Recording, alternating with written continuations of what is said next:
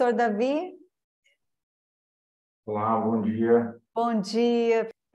Primeiramente, eu gostaria que se apresentasse. O estudo de caso que o professor Davi vai falar é sobre ecoinovação no setor sucroalcooleiro.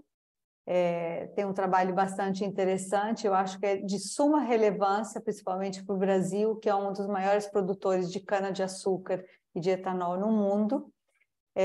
E caso não consiga compartilhar a sua apresentação, eu posso compartilhar para o senhor. Então, fique à vontade, se não conseguir compartilhar, eu abro aqui para passar os seus slides. Coloquei, vocês conseguem? Perfeito. Sim, só colocar em tela cheia, por favor. E pode se apresentar, a sua formação, dar um background. Obrigada e boa apresentação. Obrigado, Cecília. Eu gostaria de lamentar novamente aí o atraso. A tecnologia ajuda, mas também quando ela quer atrapalhar, ela atrapalha, né? Como a professora falou, meu nome é Davi, ou David, dependente. Eu trabalho aqui na Universidade Estadual Paulista, Unesp. A gente trabalha aqui no campus de Jaboticabal, né? A nossa universidade é multicamp, na Faculdade de Ciências Agrárias e Veterinárias. Eu sou formado em administração, da graduação ao doutorado. Trabalho há 12 anos aqui na universidade, focado principalmente em temas relacionados à inovação, desempenho empresarial, focado aí em cadeias produtivas do agronegócio. Tá? Então, sem maiores delongas, né, o trabalho aí que a gente foi convidado a participar, do qual, inclusive, eu já agradeço à organização pelo convite. Fiquei muito feliz em poder compartilhar com vocês esse esforço aqui de pesquisa. Ele foi um trabalho aí intitulado, né, Inovação no Setor Sucroalcooleiro Brasileiro, um estudo de caso. Eu vou apresentar para vocês um pouco do contexto dessa pesquisa, até para que vocês possam compreender o momento que ela foi feita, os resultados que obtivemos e também os encaminhamentos que existem, tá? E aí, efetivamente, um pouco do objetivo e depois falar um pouco já de como a pesquisa foi feita, os resultados que obtivemos e as análises e, por fim, as considerações. Essa pesquisa, então, esse artigo aqui à esquerda da visão de vocês, tá? Ele é um trabalho publicado na Brazilian Journal of Science and Technology. É um trabalho de 2015, teve a contribuição de outros 3 pesquisadores, o professor Leonardo, da Universidade Mackenzie, o professor Herbert Kimura e o professor Vinícius Sobreiro, da Universidade de Brasília.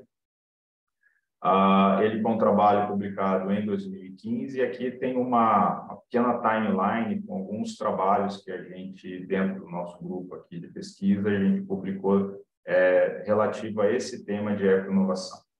Tá? Esse trabalho, como eu vou mostrar para vocês, ele aqui de 2015, e ele veio num esforço para a gente aplicar uma proposta de índice de ecoinovação para o Brasil, que a gente inicialmente apresentou de uma forma teórica somente nesse evento na França, e depois esse modelo ele foi sendo desenvolvido ao longo aí dos anos aí. Essas são as publicações recentes e outros trabalhos estão aí no timeline, no pipeline aí dos nossos esforços aqui de pesquisa.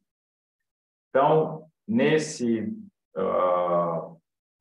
projeto, nessa pesquisa em específica, tá? O objetivo nosso foi justamente avaliar o modelo proposto no Índice Brasil de Ecoinovação, que a gente vai mostrar para vocês mais à frente, publicado lá em 2013, no evento que eu comentei.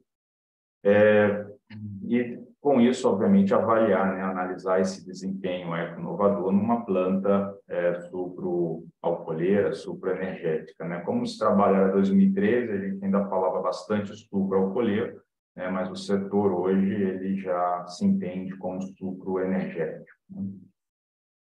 Então, por que escolher essa indústria, né? A indústria sucroenergética brasileira, como a Cecília comentou, ela é uma uma referência de competitividade do Brasil no mundo. O Brasil é o maior produtor de cana-de-açúcar do mundo, disparadamente. Somos o maior produtor de etanol de cana-de-açúcar também do mundo. Enfim, é uma indústria bastante competitiva no Brasil e também a mais tradicional, né? Desde que o Brasil, desde a colônia, né? Desde 1500, depois do pau-brasil, a cana-de-açúcar é a cultura que se consolidou no Brasil e é a indústria mais antiga, né? Que nós temos efetivamente no Brasil. As primeiras indústrias no Brasil foram os engenhos, né? E atualmente, né, o país aí, esse setor ele representa 2% do PIB nacional, considerando toda a cadeia produtiva da cana-de-açúcar. E na ocasião da pesquisa, né, nós tínhamos aí 48 bilhões de PIB e atualmente esses 40 bilhões já são em dólares, né? Então, isso aqui é só uma atualização para vocês terem também a importância da evolução que o setor teve também nesses últimos anos, desde do momento que a gente fez a pesquisa até o momento atual.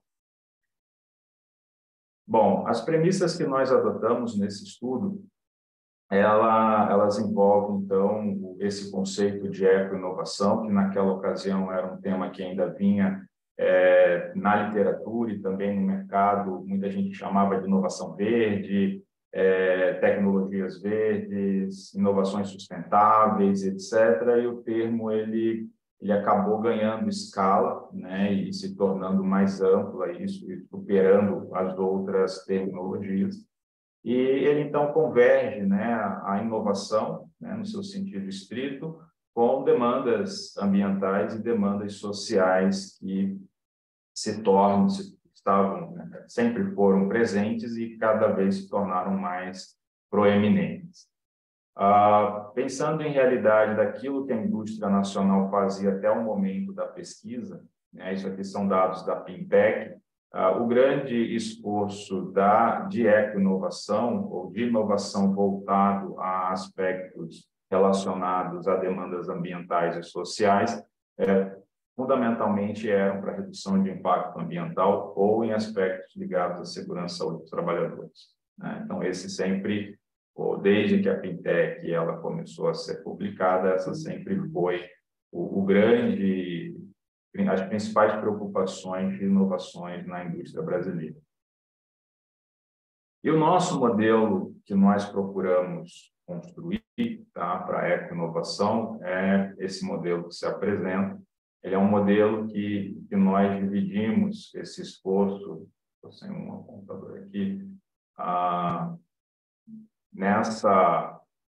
isso que a gente chama aqui de uma capacidade de eco-inovar, porque inovação não é uma coisa que cai do céu, né? É algo que você tem que construir essa competência dentro das organizações. E essa capacidade, então, ela pode te entregar, obviamente, um desempenho de eco-inovação. Então, esses dois construtos aqui, nessas duas variáveis latentes de segundo nível, elas, então, absorvem variáveis que consolidam outros esforços, né? Então, no caso da capacidade de eco-inovação, nós, então, temos aqui uma questão humana, né? O capital intelectual das empresas, o capital humano, formado aí pela sua equipe, seja de P&D como também dedicada às organizações, um capital interno, formado por todo o estoque de conhecimento que a empresa constrói, seja em seus processos de marketing, de sistemas de gestão, como também de treinamentos, como também de P&D e aquisições de máquinas, e o seu capital relacional. Então, essas três variáveis aqui, elas formam, então, dentro do modelo que foi proposto, né, essa capacidade das empresas de eco-inovar. E os resultados, então, né, a performance desse esforço, então, ela se materializaria no desempenho empresarial, voltado para retorno sobre vendas, retorno sobre ativos, né, e também no market share, né, que a gente coloca aqui, em participação de mercado, e também no desempenho ambiental, voltado para patentes, para emissões, né, redução de emissões, questões de uso de água, de resíduos sólidos, materiais de consumo, a própria energia consumida, e na parte social, aqui relacionado ao as pessoas, né? Acidentes de trabalho, absenteísmo e a rotatividade dos funcionários. Então, esse era o modelo que nós buscamos. Se passa aqui, travou aqui. Opa, ficou marcado aqui na minha tela as anotações aqui. Então, nós, então, selecionamos uma empresa, depois de ter aquela construção teórica, e essa construção teórica, tá, ela teve como premissa a base do GRI e outros pressupostos, que aqui não é o momento, mas no material, lá no artigo, quem tiver o interesse, né, poderá olhar com mais cuidado. Então, a gente procurou pegar essas informações e verificar dentro dessa empresa, dessa usina, como ela aplicava. Então, para selecionar, a gente buscou uma empresa que já tivesse alguma experiência na publicação desses tipos de resultado, principalmente utilizando o GRI, uma empresa que tivesse a integração de todos os processos da cana, então, desde a produção de açúcar, etanol e também energia elétrica por meio de biomassa, que tivesse localizada aqui no estado de São Paulo, por ser o principal estado produtor de cana-de-açúcar do Brasil e por estar integrado nos principais players de inovação do Brasil, né, relacionados à cana. Então, tem o CTC, tem as entidades representativas, a própria Única. Então, são instituições que estão aqui e essa conexão ela é mais presente, né? As informações que a gente coletou, então, foram, obviamente, análise da literatura do setor, para entender um pouco o que buscar nesses relatórios a partir da literatura. A empresa ela precisaria ter informações de 2010 a 2012. Nós fizemos aí várias entrevistas e também visitas à organização, total aí de 488 minutos, nesse período aqui de setembro a dezembro de 2013. Obviamente, como é um estudo de caso, né, os resultados são específicos para essa organização e também, obviamente, para aquele momento, né?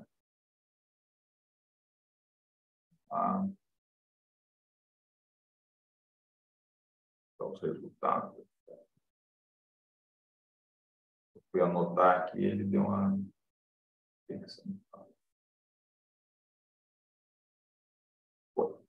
Bom, então, um pouquinho dessa empresa, tá? No momento da pesquisa, é uma empresa que ainda existe, se mantém da mesma forma que é hoje, né? Nesse período aí, praticamente 10 anos, o setor passou e tem passado por um processo de concentração muito grande, mas essa empresa, ela ainda se mantém no seu formato, é uma sociedade anônima de capital fechado, tá? É uma empresa que que tinha, na ocasião, uma capacidade de moagem de 4 milhões de toneladas de cana, 300 mil metros cúbicos de etanol, 300 megawatts de energia, um total de 4 mil funcionários. E a gente analisou os relatórios das duas plantas industriais que ela tem ainda, né, em 2 municípios aqui no estado de São Paulo. E que a gente já identificou nesses resultados, né, de uma forma geral, na avaliação da empresa. Então, responsabilidade social e ambiental, não ainda chamado de eco-inovações, mas é algo que estava presente dentro dos propósitos da organização, na sua missão, visão e etc. Contudo, nos seus relatórios de gestão, né, entregues ao Conselho de Administração e o que o Conselho de Administração publicava para os seus acionistas, essas informações acabavam não aparecendo, tá? Então, tinha uma comunicação para o mercado, para a sociedade, né, um foco em responsabilidades sociais e ambientais, em esforços nesse sentido, mas internamente, ou para os shareholders, isso não aparecia, tá? E existia uma coisa bastante forte na empresa, um compromisso no atendimento de exigências estabelecidas por diferentes órgãos de controle, especialmente órgãos ambientais, e também de certificação específica para a cadeia de cana, tá? Certificações de açúcar, etc., principalmente porque é uma empresa vinculada à Copersucar, né, que é a principal cooperativa de exportação de açúcar do Brasil, E aí, para o açúcar brasileiro e para os mercados internacionais, algumas certificações específicas são requeridas.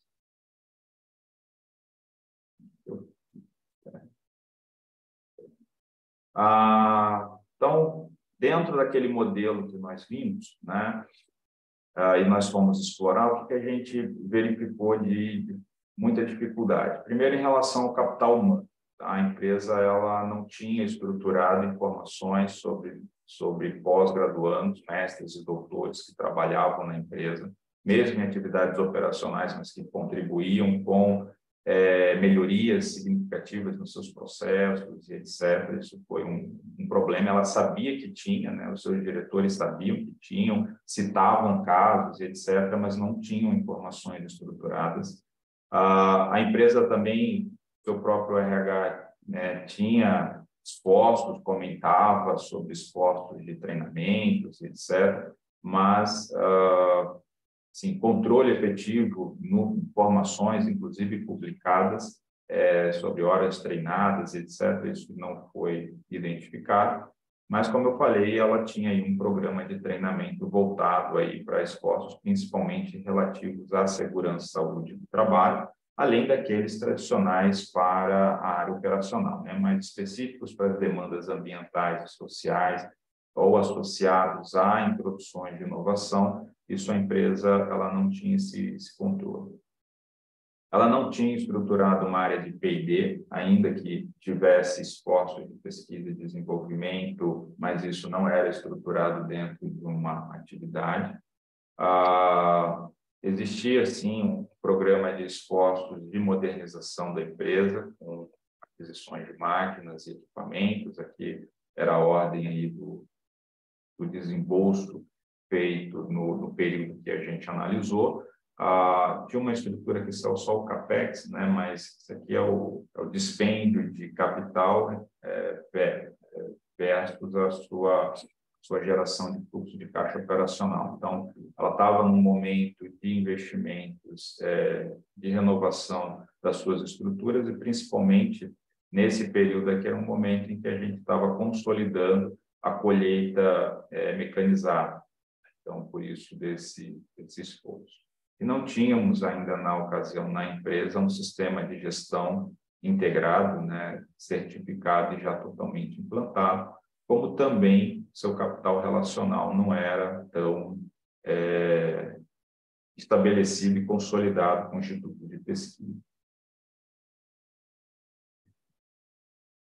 Então, dentro dos resultados que a empresa tinha, ou seja, o viés da capacidade de eco-inovar na empresa, isso é algo que a gente já tinha encontrado em outros estudos e ainda encontra, em muitas organizações ela ainda não é totalmente estruturada, né? Isso acontece por esforços de áreas, de departamentos, de diretorias, e isso não foi diferente nessa empresa. Então, essa empresa, nós vimos em relação às emissões, né, por exemplo, de gases de efeito estufa, que no geral houve um aumento.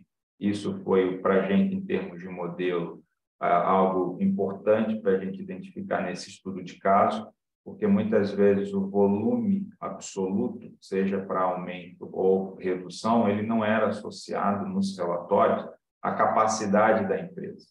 Então, essa empresa, no período analisado, de 2010 a 2012, ela teve um aumento nas suas emissões de quase mais de 9%, contudo, ela também teve um aumento na sua capacidade.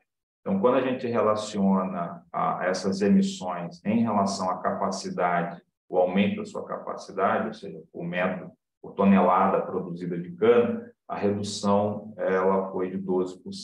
Então, ou seja, ela teve um crescimento de produção, de esforço de planta, mas isso ocorreu com uma redução, com esforços de redução de emissões de gás de efeito.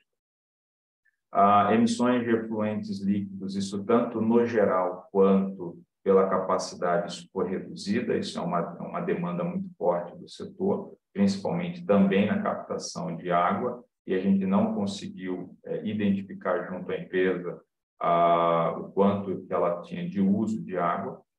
Também não conseguimos identificar a geração de resíduos sólidos, tá? Isso não era informação que estava disponível e também não conseguimos levantar essas informações junto das empresas. E nos aspectos de consumo de material, assim, a gente viu um aumento absoluto e quando relativizamos pela capacidade, a empresa também demandava mais consumo de material. E verificamos também, fizemos aqui o volume no período de consumo de energia e aqui o aumento aqui na moagem da cana, que foi o que eu comentei. A empresa cresceu, aumentou sua capacidade e aí aqui está expresso o resultado. No caso do social, os 3 indicadores que nós tínhamos apontado no momento, né, no período houve um acréscimo de acidentes de trabalho, aqui já está relativizado, tá? Já é um número de taxa de frequência de acidente por hora trabalhada, né, o famoso FCA. Aqui a taxa de absenteísmo que caiu bastante, isso aqui foi um programa que eles tinham interno, e o turnover que também foi reduzido aí no período, mas isso, os acidentes de trabalho, aqui com o afastamento, né? Eles tiveram um acréscimo aí, estava aí no momento lá no radar da organização. Então, o que a gente tem aí de considerações e discussões nesse esforço aí, né? Então, a empresa ela introduziu, né, mudanças no seu processo de plantio de cana e também na produção, na diretoria industrial. Isso permitiu reduções, né, por tonelada, tanto de gás de efeito estufa quanto no consumo e no melhor uso da água dos seus efluentes. Essas mudanças, elas estavam muito, que a gente viu, era muito voltada por conta de exigência. Então, era um atendimento, isso a literatura já reporta, né, que a eco-inovação ela tem surgido muito mais por pressão ambiental, né, por pressão de órgãos de controle da sociedade, do que da própria motivação das organizações. Óbvio que eu estou falando no geral, né, isso não são todas, né? Isso a gente identificou. No caso do social, como a gente comentou, tinha muitas informações qualitativas, né? Essas pessoas conseguiam exemplificar, né, nas entrevistas muitas ações, contudo, a estruturação, a organização dessas informações e até as relações, a construção de dados em relação a isso ainda era bastante incipiente ou até inexistente, tá? E também número crescente lá de acidentes de trabalho, a organização isso entrou no radar, mas eles não tinham naquele momento o porquê ou o que explicaria essa condição. No social, ainda alguns aspectos internos, né? A empresa ela tinha ações que estavam acontecendo, né? Melhoria de retenção de funcionários, etc. Mas a monetização, a verificação desses impactos em processos, isso ainda não acontecia, a empresa tem bastante dificuldade. O modelo, quando a gente começou a trabalhar aquele modelo, a gente viu que ele ainda estava incompleto nos seus impactos, porque ele não absorvia questões relativas à biodiversidade e também aos impactos junto à sociedade, engajamento com a sociedade. Então, isso foi uma falha na proposição do nosso modelo, que a gente veio corrigindo isso ao longo do tempo. E a gente ainda viu que os esforços lá de inovação, né, na empresa, ele ainda é muito voltado para a eficiência e atendimento legal, né? Então, ainda é dentro daquelas relações, né, de inovação social, ambiental, daqueles modelos clássicos. Então, a integração disso tudo que gera, de fato, a sustentabilidade ainda não era um grande foco, né? O direcionamento dos esforços de investimentos em inovação voltados ao ambiente e à sociedade ainda eram esforços muito voltados ou para ganho de eficiência interna ou para atendimento legal, né? Então, não era uma preocupação dentro de uma análise de ciclo de vida, por exemplo, onde estão os meus gargalos, onde eu tenho que investir em inovação para poder reduzir essas emissões, etc. Então, era mais pela necessidade de atendimento a questões legais ou a busca por eficiência, tá? Então, algumas considerações finais, além dessas análises, elas já vão nessa tendência, né, de concluir os resultados, mas as informações relativas, né, por faltando os acidentes do trabalho, elas não justificam, né, as taxas de crescimento de absenteísmo. Então, mas a empresa ela tem um cuidado, ela tenta fazer a qualificação, e aqui era um momento, como eu falei, é muito importante, era um momento de mecanização da colheita da cana, acho que todo mundo deve ter visto naqueles livros antigos, né, de história, etc., a colheita da cana no estado de São Paulo, todo aquele problema de migração, de trabalhadores rurais, então isso teve um impacto muito grande no interior do estado, principalmente nas áreas produtivas de cana. Então era um momento que tinha-se muita discussão do que fazer com esses funcionários, e essa empresa ela teve um trabalho bem interessante para, principalmente com, né, tentar realocar ou preparar essas pessoas para outros setores. Ausência de informações objetivas, né, dos beneficiários, enfim, para a gente conseguir de fato analisar e não apenas ficar no discurso das pessoas, sem efetivamente enfim, verificar, né, esses benefícios. E, por fim, como eu comentei, né, as questões relativas à biodiversidade, o engajamento das ações da empresa, de inovações da empresa voltadas à sociedade, à comunidade local, elas não tinham sido previstas, né, não tinham sido contempladas no nosso modelo. Era isso, né? Aqui tem um agradecimento aí à FAPESP, ao CNPq, que nessa trajetória do nosso grupo nesse tema tem sido grandes financiadores da nossa pesquisa, que é a nossa universidade, a Faculdade aqui de Jaboticabal e o nosso grupo de estudos aí, GEF. Obrigada, Davi. Eu aí realmente... está o contato. Eu acho que eu não sei se acho que eu fiquei no tempo, professora.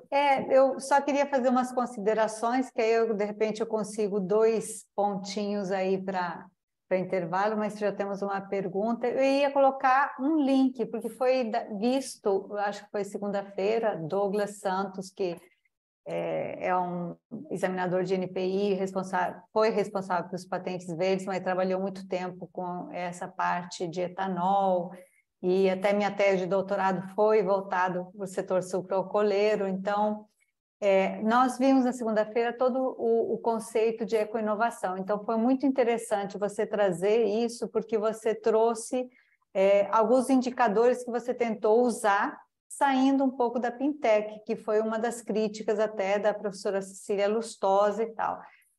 O que é interessante, como a gente tem pessoas da África, né, Angola, Moçambique, e agora tem algumas pessoas de Portugal também, era enfatizar isso que você falou, né? A pressão ambiental, principalmente externa ao Brasil, pelo tipo de cultivo e produção de etanol na rota de fermentação tem sido muito grande por causa da queima, e aí as emissões de CO2, então, em termos de pegada ecológica, estaria mal. Então, São Paulo foi um dos pioneiros a estabelecer normas e teve essa mudança enorme para a área mecanizada, tanto que quando foi feito, ia ser implantado do mesmo jeito em Mato Grosso, o governador falou, não, espera aí, porque o desemprego que vai gerar vai ser muito grande e não teria como absorver. Então, para vocês verem que São Paulo tinha capital, e essa empresa fantástica que conseguiu realocar os funcionários, porque não é fácil você mudar um modelo onde era intensivo em mão de obra não tão qualificada para um sistema mecanizado, onde as máquinas, aí a gente vai, o que a CEPAL sempre fala, a gente é importador de tecnologias de fora, porque as máquinas vinham majoritariamente de fora, apesar que temos uma indústria brasileira excelente na área de máquinas agrícolas, e também isso teve uma repercussão até no tipo de plantio. Então, a minha tese foi sobre a produção de sementes artificiais de cana-de-açúcar, né, que teve alguns fracassos no meio. Então, para você ver que toda a cadeia produtiva foi impactada por uma políticas públicas como essa. Então, o teu intuito de você fazer esse estudo específico de ecoinovação, eu acho que é fantástico. Isso que você pegou só as vertentes sociais e ambientais, algumas coisas, e não pegou as rotas tecnológicas, né? Eu acho que você não abordou muito, talvez porque essa empresa, você não mencionou, a rota tecnológica dela era a fermentação, ou ela também já estava utilizando a enzimática, ela já está usando outros modelos de produção de etanol, Davi? E aí, antes de você responder isso, eu já vou ler o comentário do Leonardo e da Priscila. Leonardo, a perspectiva de gestão de ecoinovação a partir do modelo de pesquisa apresentado está sendo aceita ou implementada pelas indústrias e empresas sucroalcooleiras? Você pode dar uma olhadinha. Então, quer saber se esse modelo de gestão está sendo implementada. E a Priscila, na lógica que o Davi falou sobre o fato das iniciativas estarem sempre ligadas ao atendimento de normas, questões legais, como ele vê o papel do Estado como indutor. Então, o Estado como indutor, e que tipo de normas acredita que seriam necessárias e se seriam necessárias. Então, aí várias perguntas ao mesmo tempo para você poder fechar e a gente poder passar para o próximo painel e mesa redonda. Cecília, naquele momento, eu não vou me recordar qual era a tecnologia no processo de construção, assim, com certeza, né? Mas, salvo, assim, eu posso até checar e depois te confirmar, mas acredito que era fermentação ainda, tá? Para o etanol. E, assim, dentro do ecoinovação, né, assim, a nossa principal interesse era a questão de, naquele momento, né, de construir um índice de ecoinovação, né? Então, por isso que a verificação da trajetória tecnológica, etc., ela sairia depois num segundo momento. Então, esse primeiro esforço, ele foi no sentido de verificar o modelo para a gente conseguir checar se as premissas de fato faziam sentido, se a gente conseguiria levantar essas informações, e também já vou na direção de que, sim, a gente buscou algumas coisas, fazer alguma coisa um pouco diferente da fintech, porque a fintech, a gente entende também que para a ecoinovação ela não dá conta, tá? Totalmente, né? Ela ajuda bastante, mas não dá conta de tudo aquilo que a gente precisa, principalmente pensando em inovação como processo, tá?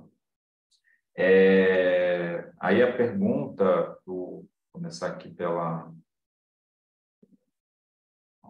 Priscila, que fala sobre a importância do Estado como regulador e como políticas públicas. Isso.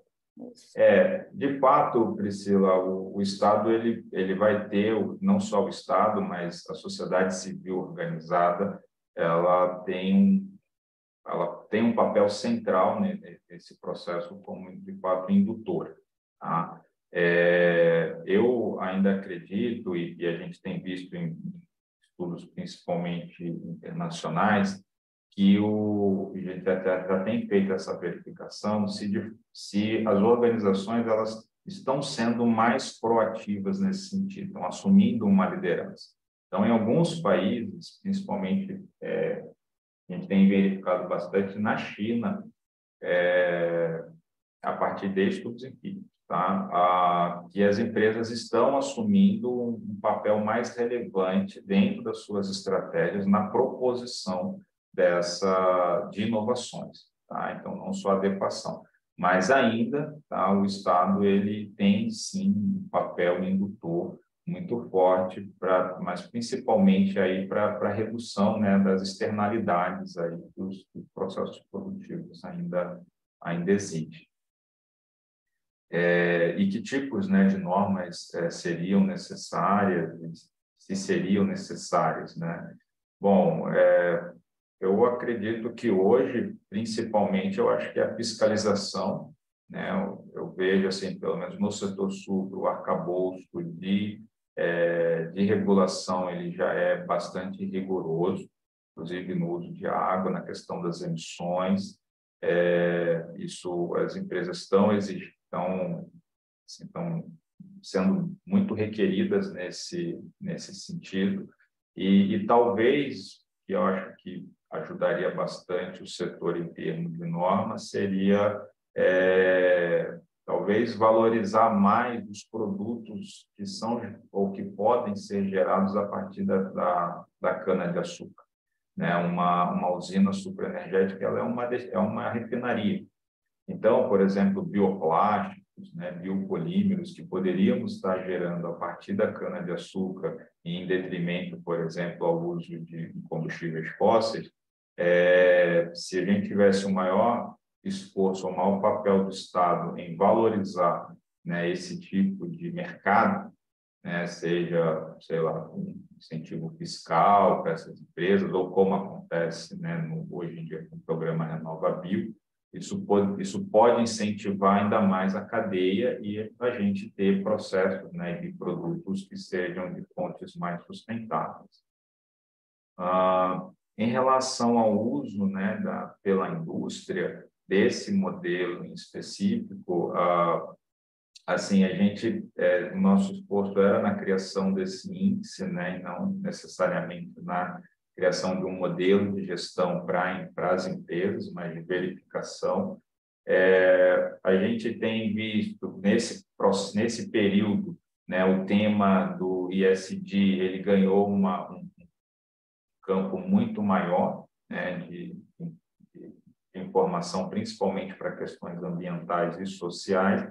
Então, hoje a gente está tentando, inclusive, adaptá-lo para trazer também a questão da governança para esse processo. Então, não é um modelo que está sendo, de fato, implementado, mas as premissas que a gente tem no modelo, que foram difíceis, por exemplo, para identificar nessa empresa, vários itens, a gente vê que hoje muitas empresas do setor sucro, até pelo nível de profissionalização, né, grandes grupos aí econômicos, né, Raízen, São Martin, Teres, etc.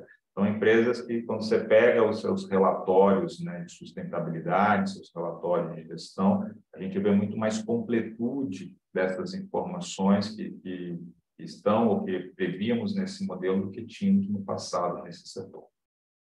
Então, tá bom. Muito obrigada, tá, Davi? Excelente exposição e estudo de caso para a gente.